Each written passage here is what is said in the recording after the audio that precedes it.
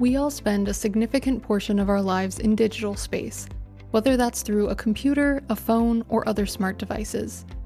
One of the challenges of existing within the digital space is maintaining privacy. This can involve many things, from keeping track of our digital footprint to following proper online security practices. Your digital footprint is the sum of all of the data that you leave behind when using the internet. This includes public social media posts, as well as less obvious traces like the data websites collect to track visitors. Depending on how frequently you use social media and the internet, this could result in quite a large footprint.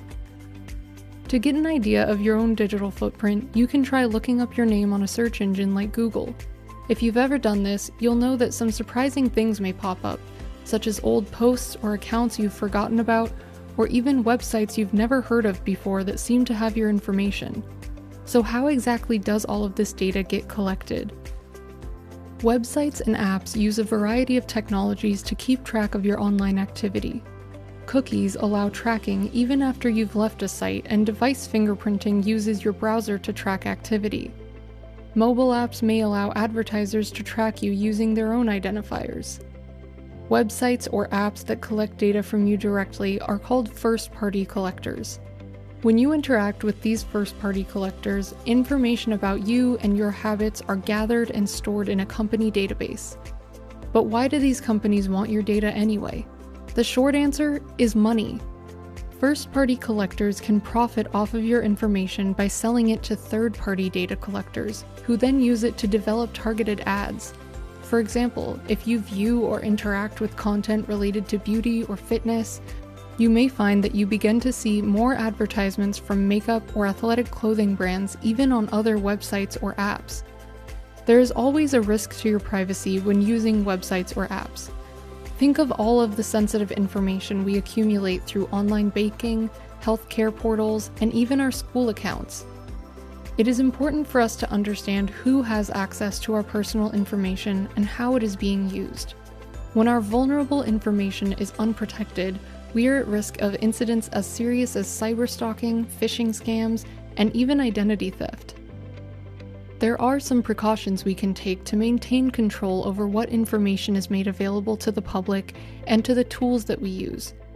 These include things like using unique, complex passwords for each account and changing them periodically, enabling two-factor authentication when available, reading the terms and conditions for websites and apps, not accessing sensitive accounts or entering personal identifying information like social security numbers on open Wi-Fi networks, adjusting privacy settings on browsers and apps, or using ad blockers or VPNs, deleting browser history, and managing cookies.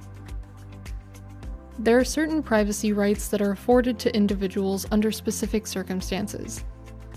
These rights include those afforded under the Health Insurance Portability and Accountability Act, known as HIPAA, and the Family Educational Rights and Privacy Act, known as FERPA. HIPAA provides privacy and security regulations that protect the confidentiality of patient health information. These regulations are known as the Privacy Rule and the Security Rule. Confidential patient information is known as Protected Health Information, or PHI. The Privacy Rule governs how healthcare workers use PHI, working to ensure that written, spoken, and electronic communication does not unnecessarily disclose a patient's identity. The Security Rule provides guidelines and procedures specific to the protection of electronic health information.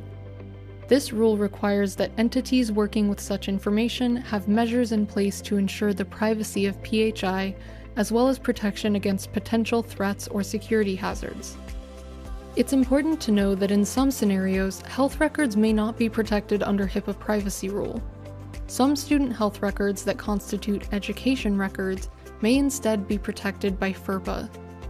The Family Educational Rights and Privacy Act, or FERPA, provides rights to students over 18 or attending a post-secondary education institution. These rights include access to education records, amendment of education records, and disclosure of education records, which specifies that a school is prohibited, with some exceptions, from disclosing a student's personally identifiable information to third parties without prior written consent from the student. Digital privacy is just a small part of what we call being a digital citizen. We often think of digital citizenship in terms of precaution. We may have been warned about not sharing certain content on social media or practicing online safety by keeping personal information private.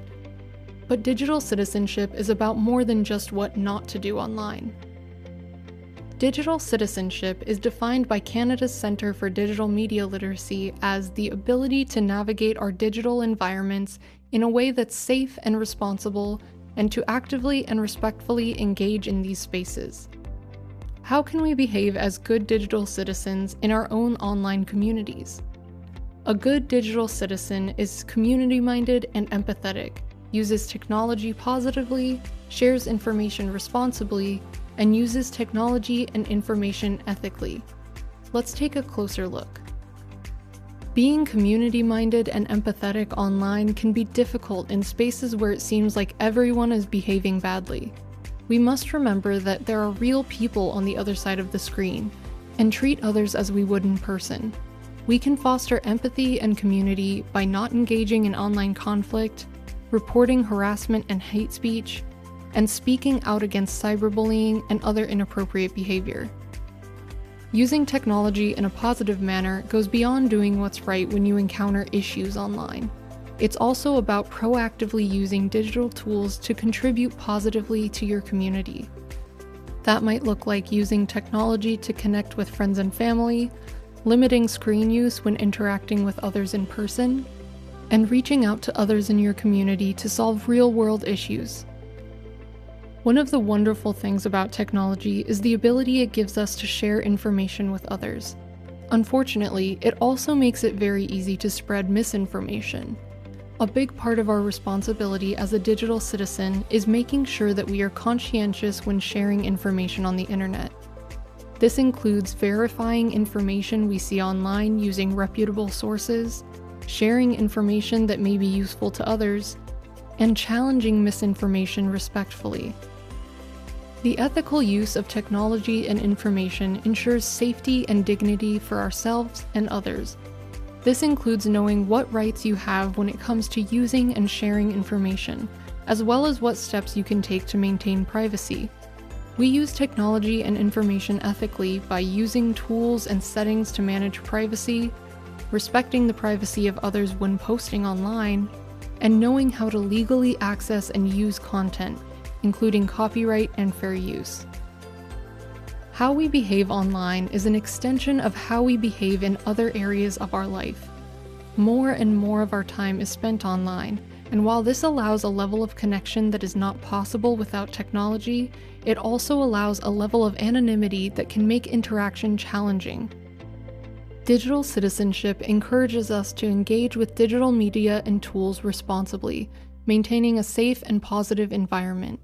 It also prepares us to use these tools in various settings, including school and the workplace.